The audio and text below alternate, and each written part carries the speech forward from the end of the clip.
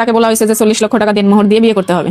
তো ওই অবস্থায় সে রাজি ছিল, পর 40 লক্ষ টাকা দিয়ে বিয়ে হয়। তো সে আমার সারা গ্রামের সামনে আমার পা ধরছে, আমার মায়ের পা ধরছে, ধরে বলছে যে না এরকম আর কখনোই কিছু হবে না। প্লাস আমাকে অনেক কথা দিছে, কমিটমেন্ট করছে যে আমার দ্বারা আর কিছু হবে না, আমি ভালো হয়ে যাব, নেশা পানি গেম মেয়ে মানুষ কোনো দিকেই আমি আসক্ত থাকবো না।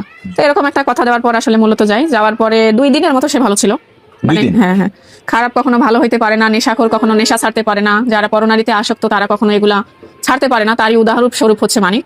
সে 2 দিন মতো চুপ করেছিল, তারপর থেকে আবার কন্টিনিউ, যা তার স্বভাব তাই। তো আমি অনেক কষ্ট করে 20 দিনে ওরকম 7-8 দিন মার খাইছি। তার খাওয়ার পরে মানে আমার জান নিয়ে এরকম এক কাপড়ে চলে আসছে। আচ্ছা, এই যে বললেন 40 লাখ টাকা নতুন করে কাবিন করে বিয়ে করছেন, এখন যদি 40 লাখ টাকা আপনি দাবি করেন, উনি তো দিতে বাধ্য, আপনি কি টাকাটা চাইবেন সংসার না করলে? এখন দেনমোহর দিতে তো বাধ্য, এটা এখন সে তো বিয়ে করছে, তাহলে কেন সে আমাকে দিবে না বলেন? সে যদি বলে আপনার নিয়ে সংসার করবো, তখন তো আপনি পারবেন না। সে নিজেই করবে না সংসার, আমার সাথে বলছে সে নিজেই সংসার করবে না।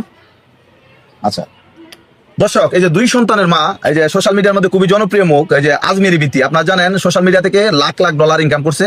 আজকে তার এমন একটা অবস্থা হয়েছে, এই যে মানে কোন রকম জীবনযাপন করতেছে। আসলে এর পিছনে দায়ী কি? তো আচ্ছা, এক হাতে তালি বাজানো একটা কথা আছে আমাদের সমাজে, যে শুধু উনি অপরাধ করে নাই, আপনারও কিছু দোষ আছে। তো এই বিষয়টা আপনি কিভাবে দেখতেছেন? আমার দোষ আছে, সে আমার দোষ ধরিয়ে দিক। আমার দোষ বলতে আপনার দোষটা আপনি বলেন, যে আপনি ও যখন রাগ করে বা ও যখন অন্যায়গুলি করে, তখন আপনার রিঅ্যাকশনটা কি থাকে? আমি ফার্স্ট টাইম আমরা যখন 4-5 বছর সংসার করছিলাম, তখন যদি ও একটা কোনো অন্যায় করতো, করতো, তখন আমি হয়তো 2-1টা ঝাড়ি গালাগালি করলে সে সহ্য করতো, এরকম একটা ছিল। কিন্তু পরের 2 বছর সে যখন নেশা করতো কিংবা অন্য নারীতে আসক্ত হইতো, মানে আমার সামনে বসে সে নেশা করতো, আমার মানে তার এটা কেন করতেছো এই কথাটা বলারও কোনো ক্ষমতা থাকতো না।